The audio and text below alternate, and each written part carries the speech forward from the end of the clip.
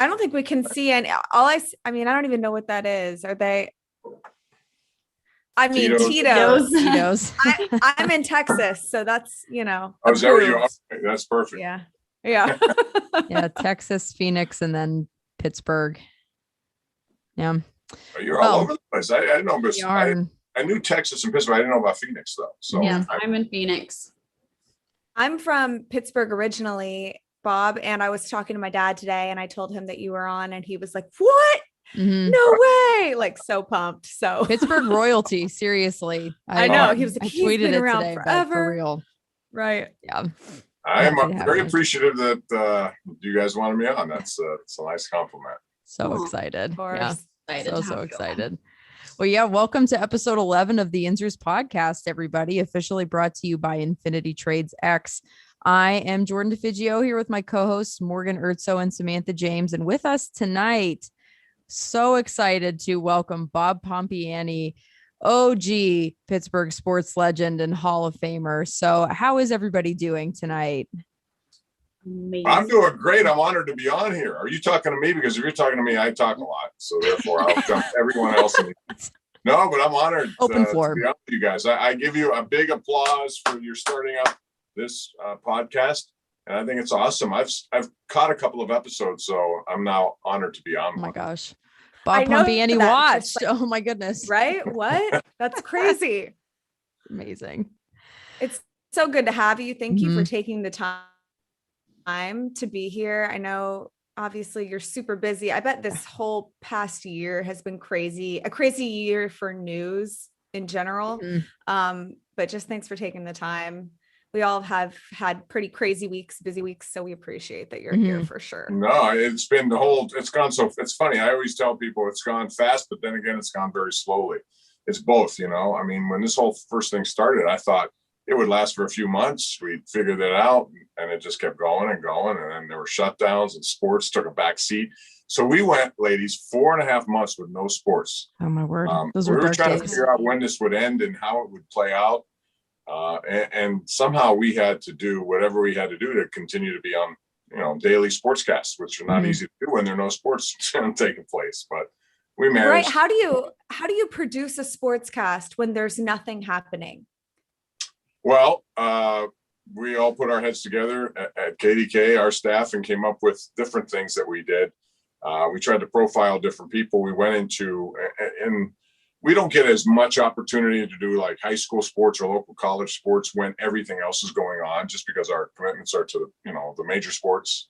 And we have a lot of them in Pittsburgh. So we did a segment called Senior Recognition when all these kids were not able to continue and end their careers, their high school or college careers. And so we decided to spotlight one a day and use video that they would send us because we didn't have any access to the video, and put together nice pieces on certain seniors who were, high achievers, not only in class, but also in their, respective sports. And so we called it Senior Rec, and we had a segment every night.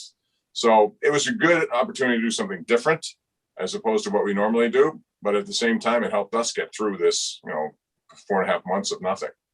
Right. And honestly, it helped everybody else get through it too. I don't think anybody had a real tangible idea of how much sports meant until we didn't have anything. And at least that was my reality. What in that 4.5 month span where we didn't have anything, just watching highlights and reruns every night, it felt empty. So to have live day-to-day things covering players and teams and kind of what was going on in the moment really did help a lot to navigate those sportsless days, because it was bleak. Well, and one thing I did that I never get a chance to do is I watched a lot of different stuff that normally when I come home at night, I kind of get caught up on. I'm done at midnight, I get home at 1, and then I look in some sports. But on this occasion, there was nothing going on. So I was watching stuff like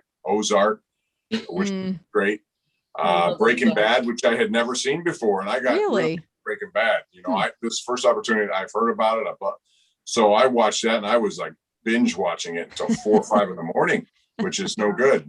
especially when you get up and work the next day. So I look like I had been on one of those kind of trips that some of those guys made on on the program, because my eyes were, I stayed up all night watching this stuff. It was terrible, but it was good. You're getting drug tested at work all the time.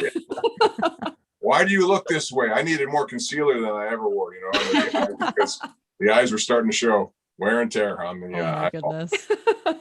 Yeah, there was a lot of change over the last year, but you've been in the industry for several decades now. So not including this past year, how have you seen the industry change over your tenure in it?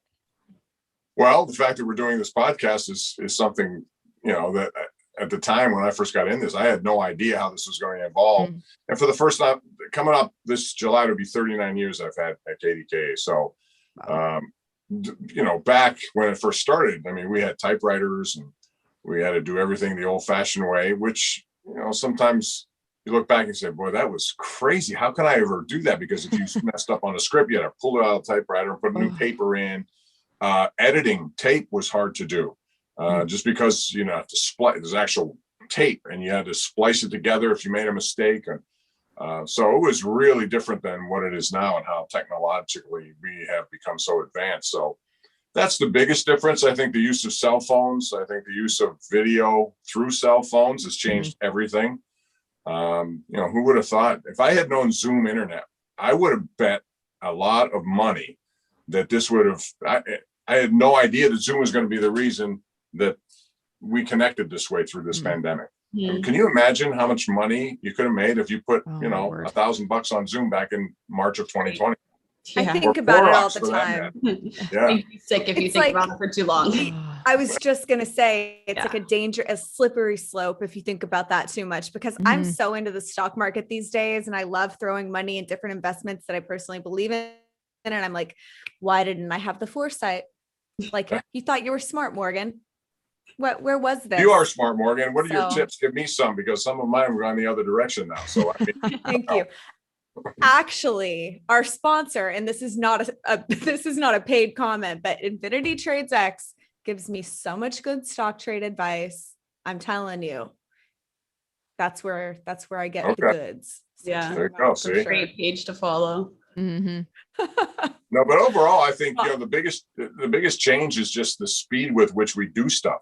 It used to be it would take an awful long time to do what we now do so simply through the use of these phones, or even some of the cameras we have now that we utilize are so much better.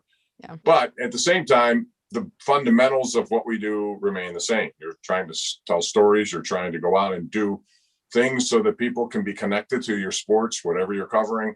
So that hasn't changed. It's just how we do it, how we distribute the product, how fast it can be distributed, and of course, social media with all these different things. I'm on Facebook. I try to stay up on Instagram, Twitter. That's my go-to. I like tweeting only because it's instant access to things. I can find stuff quickly. I haven't ventured into TikTok yet, but maybe one day I will, because I like to sing. So who knows? Do you really? Oh, I love to sing. I used to crash weddings when I was younger, and just because, and I'd always give a gift. I wouldn't feel like I should do it without giving a gift, but fun way. You get in there, you have a good night, meet people, dance, have a couple of pops, and then you give them a gift, and you had a wonderful evening. This is my God, I love it. This is revolutionary. Like, I know. Wow. Who knew that you did that? You sing and you crash weddings. Wow, what a life. Well, yeah, karaoke is a good thing. If you ever guys do that, let me know. I love the karaoke. Oh my goodness, yes. I lived in Japan, and everyone knows because I talk about it all the time. It's annoying. I know it's so annoying. I'm sorry, you guys, but that's all we did was sing karaoke all the time. So much fun. I'm a terrible singer, so you don't have to be good. You can pick songs that are easy to navigate through. There are some that you can't hit. Like I tried Slim Shady. It's too fast. I get myself all tangled up. I can't do that. Eminem, I love Eminem music, but I can't keep up that speed. So I go more, toward the old school stuff, like Sitting by the Dock of the Bay. Everyone can do that. Otis Redding, yes. There you go. What a jam. I'm more of a rap karaokeer myself. I can do the speed. You've got the melody. Maybe we can, work something out. Yeah. Do some type of I like mashup. this. And Jordan is a phenomenal musical artist. And Sam Thank you. will be the hype girl. Yeah, I'm just gonna sit in the back and drink and be like, you guys are so great. Keep need a hype girl. going. We Great need hype that. girl. Exactly. Oh my word. Bob, what's been your favorite Pittsburgh sports athlete to work with? Who has been just Ooh, a delight? that's a good one. I've developed a lot of friends because of this business. That's one thing I love about it. You get to meet people, and one of the things that I think helps a relationship with a reporter and an athlete is if you're good at keeping your trust with them. I've seen a lot of cases where guys would get information and told not to use it, and yet somehow used it, and then not only messes up your reputation, and they tell everybody about it. So I've gotten to be very trustworthy about that kind of stuff. In fact, if I had to write a book, it would be called "You Can't Make That Shit Up." It would be pretty good. I love Can I it. say that? I'm sorry. Yes, you can say that. Absolutely. Okay. You can Yes. say anything No, on but- a podcast. Yeah. I would say I had a show with Jerome Bettis. He was the best to work with. He was awesome. He, for as big a star he was willing to do whatever. He wanted to learn about television. So did Heinz Ward, both Ryan Clark. We had television shows with each of those guys at KDKA, and I was honored to be with him as a host for their show.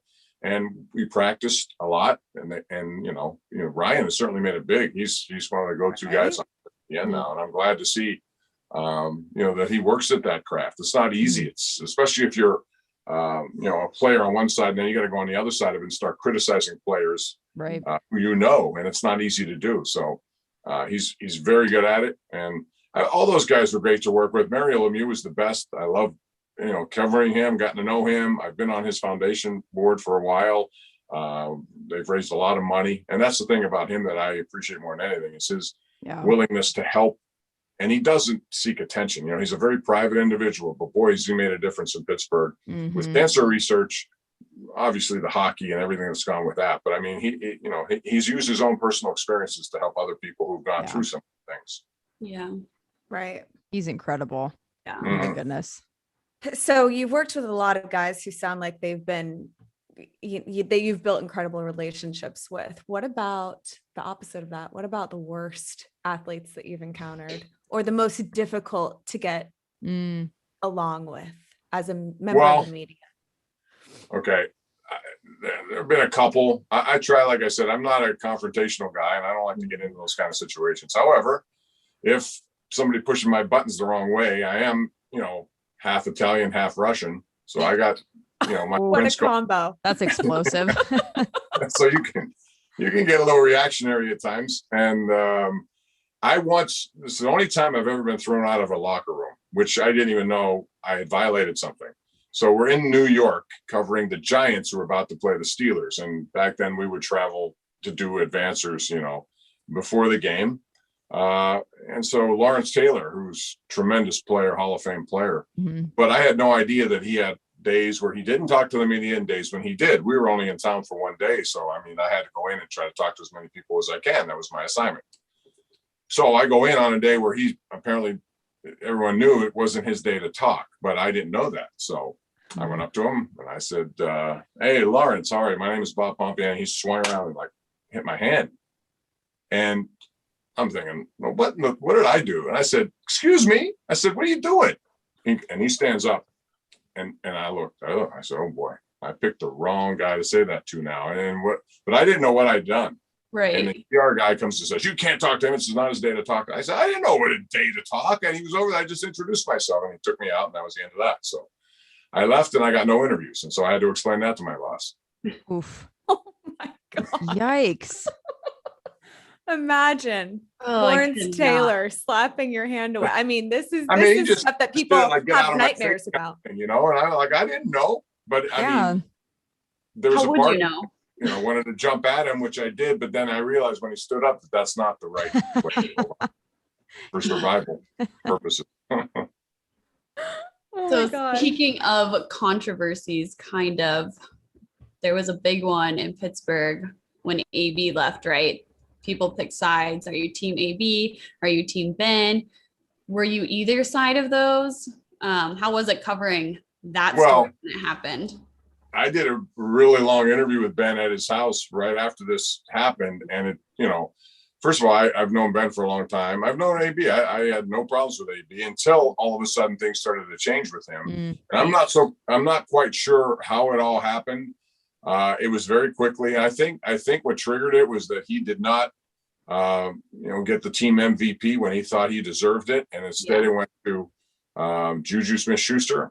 Yeah. And for whatever reason, that set him off. I mean, he had enough of those things. I didn't think it was that essential for him to get it that year, but that, AB probably thought, hey, listen, without me, Juju, you don't get the yards that you get because people double me and they free you, which is true too, to a large extent, but he was voted whatever. So I don't know what happened after that. And for whatever reason, AB just turned on everyone, including Ben, including the team, to the point where they traded him. And then you saw what happened after that. He goes to Oakland, and that didn't last very long. Goes to New England. That didn't last very long. I think he needed to then change the way he had handled all the situation. And, there are a lot of egos in sports. I think you all know that, and that's normal. But I think he finally came to the point when nobody wanted him. He was getting in trouble and doing all sorts of things that he got to look in the mirror a little bit. He finally did. And he got an opportunity with Tampa Bay, and now it's going to be back, and who knows, he may end up with another Super Bowl as they bring back everybody on that team. But I thought that was just him overreacting to a situation that he should have been okay with. Yeah. Agreed. I think we can all agree on that. It sure seemed like it. And that's just one of many crazy things that have happened in the Pittsburgh sports realm. But is there anything in particular that stands out in your mind as the craziest or wildest story that you remember covering? Oh, geez. The craziest or wildest story I remember covering. Most memorable, and any one of those things. Yeah, memorable. That's easy covering a lot of these championships. We're spoiled in Pittsburgh, as you guys know, to have as much success as, teams have had. Being Super Bowls in 1995, we went to Arizona, and that was a disappointment how it ended. But the lead up to that, it was memorable for me because we had hired Chuck Noll as an analyst, and we paid him to come on our 6 o'clock newscast every single night.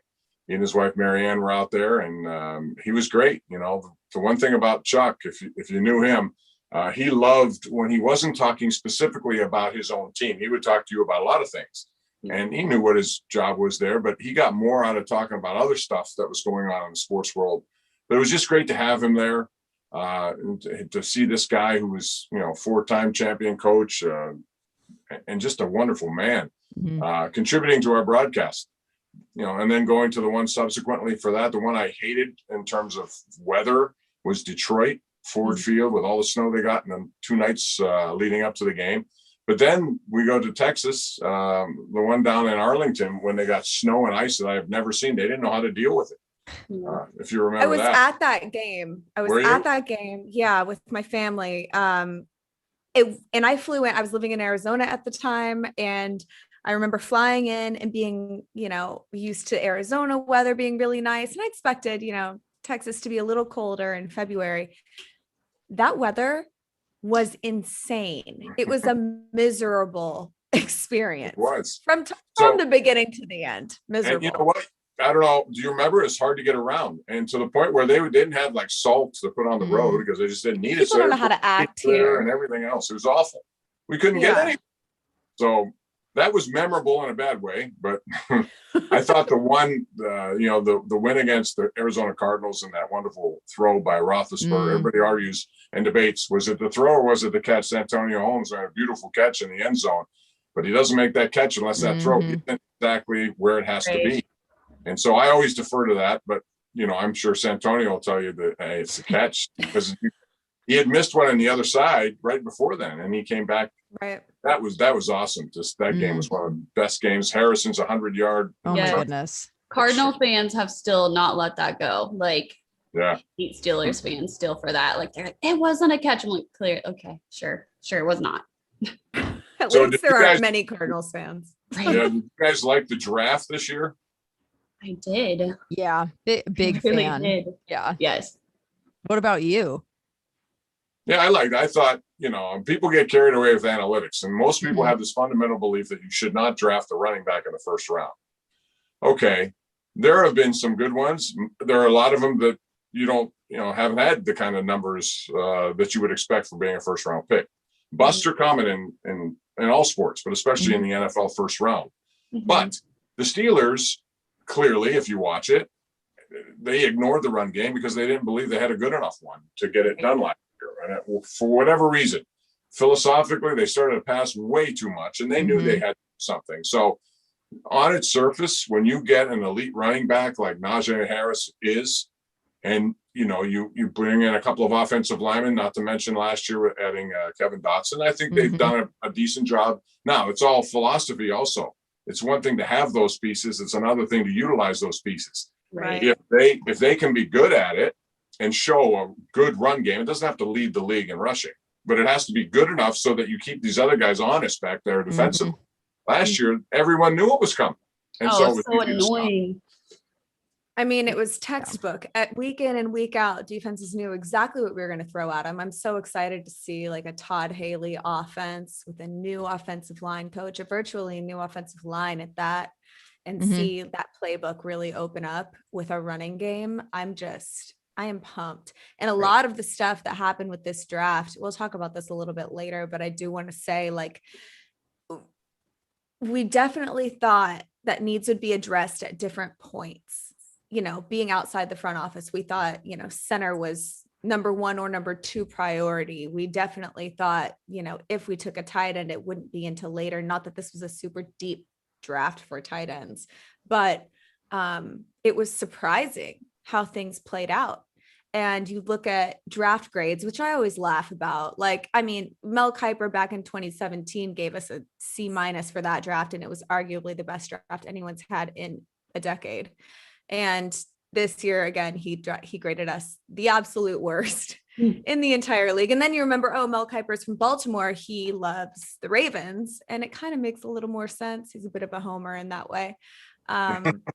Well, yeah, and Cincinnati drafted a kicker in round 5, and they got a higher draft grade than us. Get out of here with that nonsense. It's just ridiculous. It's hard to assess it, and you can play the game. They're doing that because that's what that's how he makes his living. He comes up with things, and if it doesn't go the way he predicted, he can probably have a bad look at a draft. But no one's going to know until time moves on. Right? Okay, but to me, they addressed their needs. They needed a tight end, and they got the second best one, I think, available, maybe earlier than most people thought. And in the end, maybe that was the wrong choice, in that maybe they should have taken a Myers, the center out of Ohio State, or Creed Humphrey, those guys who were available to them, and they chose not. But when you get a guy who can be, a pass catching tight end, but also a good blocking tight end, that could be the next Keith Miller for them. So why wouldn't you do it? Right. It was worth the risk, at least, in my opinion. And like you said, they did everything that they needed to do. And that's really all we can ask from them as fans, as spectators, that they do what they need to do and address the needs that they have. And that's what they did. It didn't, to me, matter so much where they selected in the draft to address those needs. I just wanted to see them bolster up the line a little bit. I really wanted Najee Harris, so I was glad about that. And then get a nickel corner, get some depth in the linebacker room, potentially get an edge guy. And they did all of it. And they drafted what looks like could be the greatest punter who ever lived. Oh my goodness. That guy. That dude is a monster. And absolutely, he's going to be a folk hero too. Quarterback. Absolutely. And did you see his arm? I mean, you talk about quarterback after Ben, it might be this guy. He's throwing dime yards down the field, right on the money. So Steelers, little does everyone know, we actually did get our quarterback of the future this year. Right. And Steelers Twitter is so funny because I feel like, okay, I'm not going to say half of them because it really wasn't half of Steelers Twitter that lost their mind over taking a running back in the first round. But if you thought that was bad, the tight end in the second really threw them. Like they could not handle it, lost their mind. But in reality, how do you pass on a guy who people call baby Gronk? Like how do you pass on him? Like, the thing and we is need too, like, tight end. after watching that offense last season, like we had a one-dimensional offense. Like how Mhm. could you rationalize that those weren't good moves? So it's like maybe that wasn't the move you wanted, but essentially we got every piece that we needed. So And people talk about how important it was to bolster the running game. Do they Mhm. not realize how tight ends play an integral role in the Right. running game? Fans are going to be fans, and they'll, especially in Pittsburgh, where people are very well informed or feel they're very well informed on how the game should be played. They're going to be extremely opinionated, and people love to be mad. People love to be angry because, and if you ask me, it makes them feel like they know something. So, well, yeah, we saw that today with everything that happened with Alejandro Villanueva. People were all up in arms over the comments he made to in his presser, and I don't know. I thought it was comical more than anything. I really he didn't was take joking it to heart. Yeah, I don't know. So I guess I just wanted to get other people's opinions on that, because I didn't really feel like it was that serious, but people got mad about it. Well, everyone, like today in social media, everyone has an opinion, and it's normally a hot take negative. Mhm. More Yes. so if you have a chance to say something, you can actually, and that's the thing about this medium now, you can actually hit somebody up who you'll never have a chance to meet, but you can talk to them directly if they see your response. Mhm. But Right. yeah, I'm not the same as you. I didn't think it was all, I mean, he was just answering a question. And it's true, offensive linemen like to run block more than pass block. I think if you talk to most of them, they'll tell you that. So he wasn't revealing anything new. The thing about TikToks, he was maybe trying to make a little bit of a joke. Whatever. Yeah. That kind of stuff doesn't bother me. But maybe I'm just, like I said, I've been around long enough for that. I don't take it that seriously, but a lot of people do. They break it down word by word, and they draw, some people even looked at that and said it's a shot at Ben Roethlisberger, which I never out of that. He would never. But like the thing is like, if you look at this thing historically, Al's been in TikTok videos. Like he clearly isn't taking shots at these guys. They're his friends. David DeCastro, who people are saying he took a shot at, is one of Al's best friends. Like Ben is one of Al's best friends. Like this is not a situation where he goes to play for the enemy and all of a sudden he's throwing every Steeler under the bus. People like that because it's sensationalism. It makes them feel like it's us versus them. It fuels the fire for the rivalry. And people love to hate guys who lead the Steelers, especially guys who lead the Steelers to go to division rivals. It just is what it is. And so you knew the second that Al made any kind of joke at the expense of anyone on the Steelers, there was going to be, hell to pay on social media. Al doesn't care what you guys think on social media. He's making a joke and everyone in that locker room knows it. I was just going to say he's probably not even going to see it because Zach Banner pointed out, he has a flip phone. He's not on there.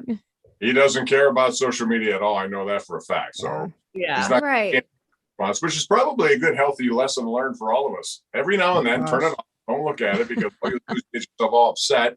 And then if you make the mistake engaging in some of this back and forth, the next thing you're on a thread with people you don't know, and they're taking shots at you, you have to defend yourself. And then you're up till 4 a.m. trying to figure out what to say next. It's ridiculous. I mean, I've never related to anything more. Yeah. Quite honestly.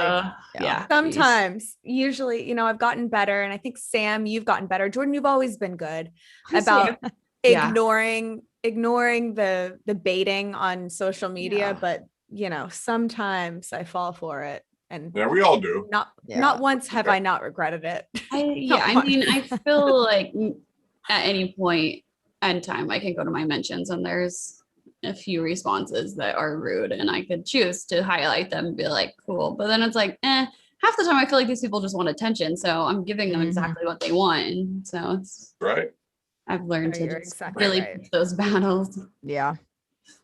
Oh, it's hard. Yeah, we kind of already started touching on the draft. Yeah.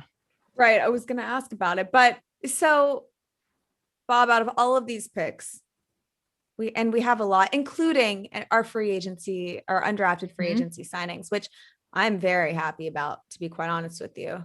Who do you like the most for this team? Well, the top two picks you have to like, because they're going to be put into use, plug and play right off the bat. Immediately. Yep.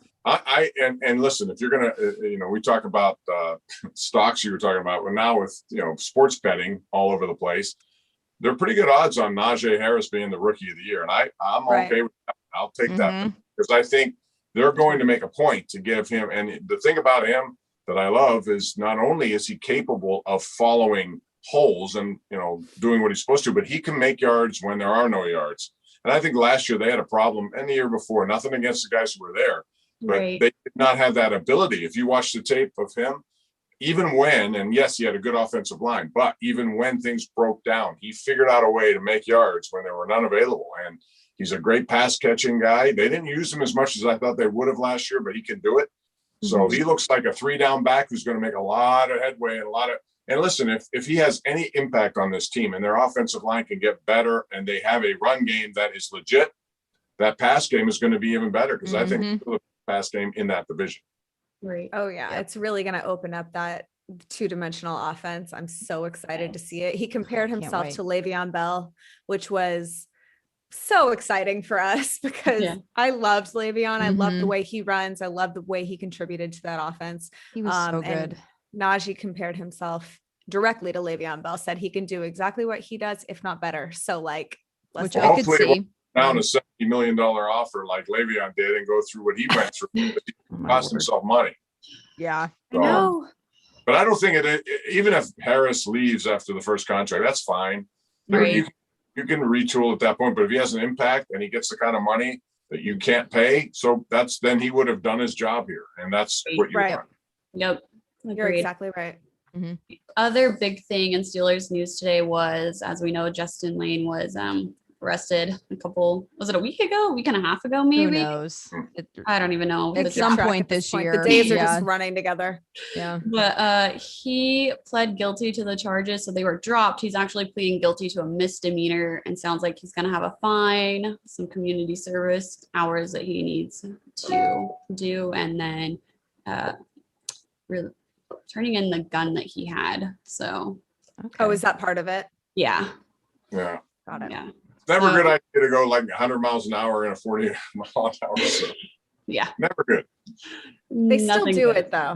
But he's a guy that, that's, you bring him up, but he's a guy that they, third round pick, they would expect some contribution. And that's the one area that concerns me still. They let Steven Nelson go, and, there are a lot out there who they can still get right now who are very cheap because they have no bargaining power, bigger name. In fact, you can even bring Steven Nelson back if he gets no other offers. Who knows? They did that with Vince Williams. So if Joe Hayden gets injured, you have Cam Sutton, and then who knows what. Right. Now, Shapiro Brown, they brought him in, an undrafted guy, and I thought he would be drafted. He wasn't drafted, but I was shocked. Yeah. So he's a good player, and he out of Michigan State, you may see him emerge as somebody who can at least contribute in that secondary. Because over 17 games, I mean, you guys know you're going to have injury, you're going to have guys out, you're going to need depth at every position. And it's hard to attain in the salary cap league. It really is. And adding that game, I mean, good Lord. Yeah. This year was bad enough to add a game. So I'm just happy, Charlie Batch and I, we broadcast the preseason games, and last year we got none because they took them all away. But I'm hopeful this year now we're talking about 3. Yeah. So we're looking forward to doing that. And if any time there was a great year to watch preseason, I try to tell people who say, I can't watch it, there's no significance. So there is. To me, there is, when you talk about evaluating people, because you're going to see guys like Dwayne Haskins play for the very first time. And I'm going to be curious to see what he has to offer. Yeah. Because Tomlin could not speak highly enough about him. And first round pick, 15th overall, the guy's got talent. Now, if he can just figure out a way to, get his mind straight, do what he do in the quarterback room in terms of prep, knowing what he has to do, and also staying away from strip clubs, he'll be fine. Right? Yeah, his sample size from Washington is just so small, and it's from when he was in Washington. So not the greatest opportunity for him to come into the league and really showcase his ability in a way that would give people an idea of whether or not he has the legs to make it as a number one QB. So I think that most eyes are going to be on him this preseason, because if it does end up being Ben's last year, since he signed to a 1-year deal, we don't have much to go on. Yeah, we have Mason. That's it. We signed Contracted him to an through the extension. next year. Yeah. But I don't know about that, but they brought Dwayne Haskins in for a reason. And I think that utilizing the preseason to see if he really has it or not it's going to be entertaining as all get out. And all those guys, I mean, if you're looking to just see who can maybe make an impact, typically those games are interesting to me to watch. But you're right, Mason Rudolph signed that deal. I think they believe moving forward that he's going to take over. And that's why this draft also was important. It wasn't just for this year, even though this year is important because the Steelers don't like to just give away years. Right. But you need to have those things in place for whoever is the next quarterback to make it easy on that person. Right. And if you have a run that's good, it makes it easier on whomever is under center. Right. And we've said it so many times that Mason just has lead feet in the pocket. His awareness, and I'm not sure if that's something that he can improve or what, but he is just so oblivious to when there's pressure on him if his eyes aren't directly focusing on it. So he's going to need as much help from the line as he can get to make sure he's protected back there in the pocket. I mean, so I will say what we saw of Mason this year was not much, obviously, but he did look monumentally improved in that Browns game compared to last year. And part of that is probably he's not coming off getting his head beaten, that'll do it. Maybe he's not as tentative in the pocket because of that, but or when the pocket collapses because of that. But I did see improvement from him. Going back to the Dwayne Haskins thing, sometimes all it takes is a change of scenery. We're not talking about Jamarcus Russell.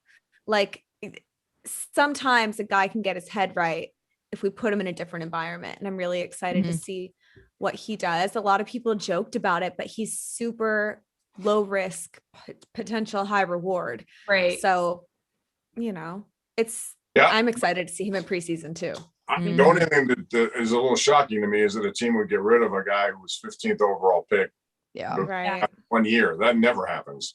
So but then you think about it, and it was during COVID that he went to that strip club and people were so don't look bad because of COVID. You saw how the media brought the house down on Dak for having 15 people at his house during COVID, right? So this guy goes to a strip club during a global pandemic, and I feel they wanted to make an example out of him.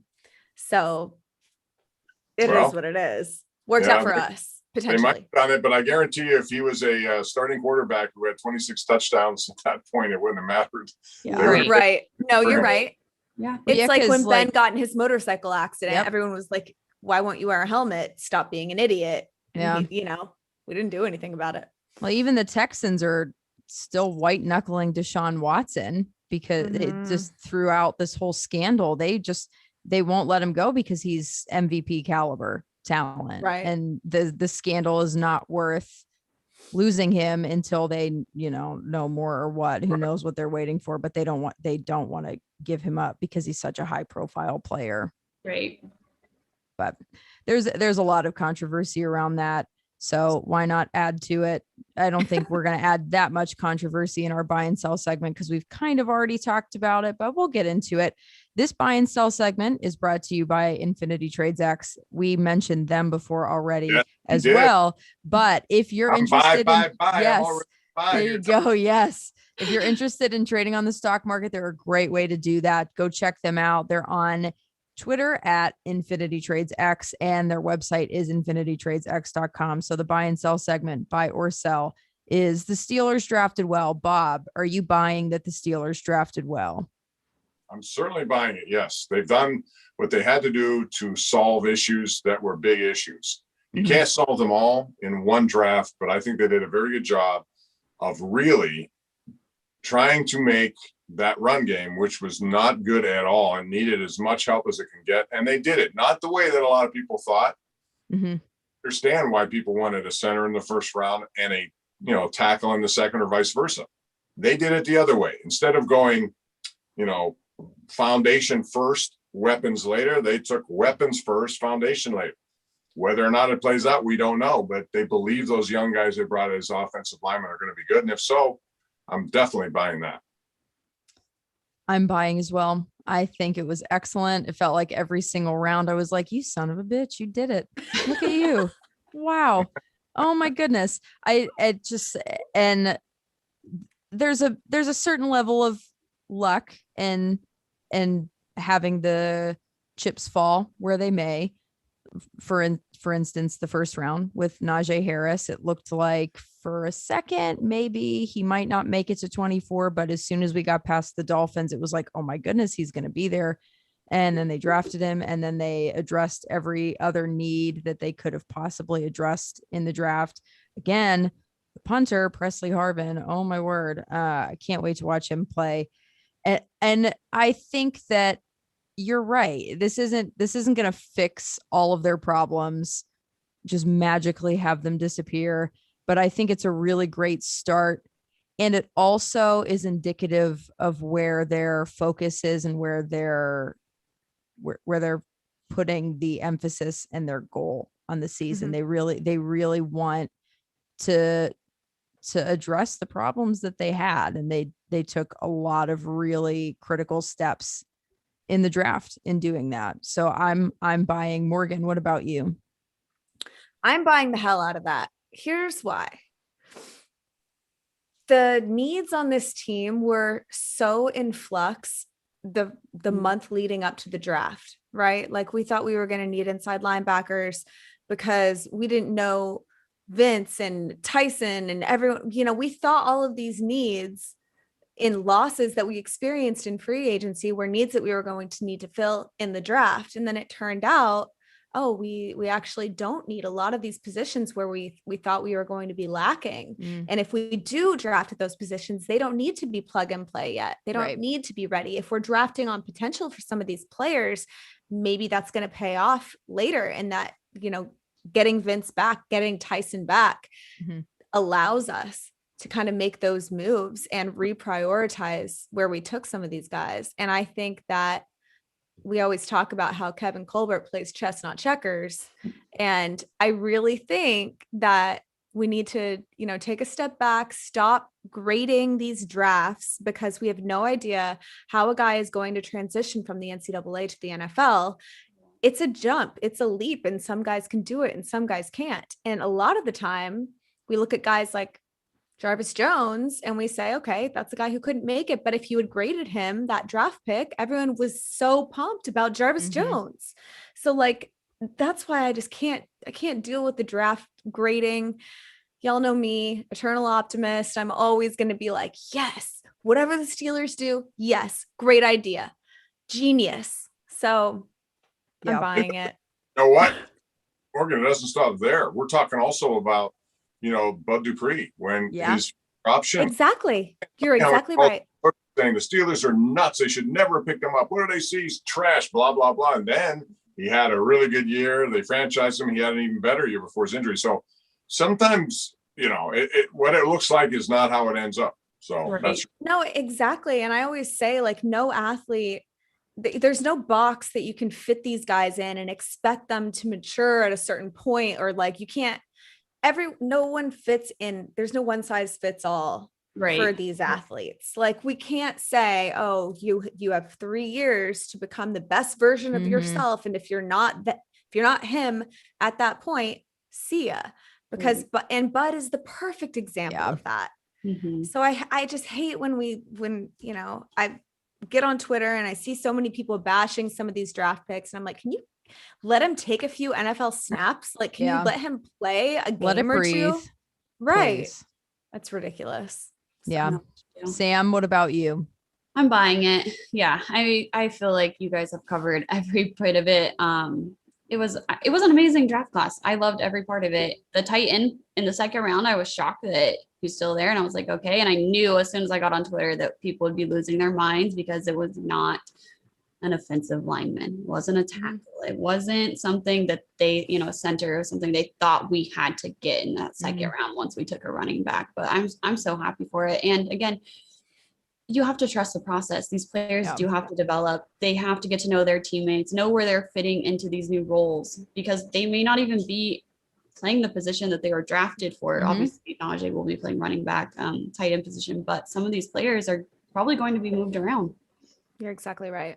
It's good to keep in mind because that kind of thing is it's never standstill. It's always kind of moving. It's dynamic. It's never static. So I think that understanding who you're drafting and keeping an open mind about that, about where they could be and what they could be. Yeah. For what we have right now in front of us. Yes. The Steelers drafted well. That's all. That's really all we need to talk about. Take that, Mel Kiper. I know. We don't need your nonsense. My goodness. Well, anyway, we'll forget about that guy. Dead to us.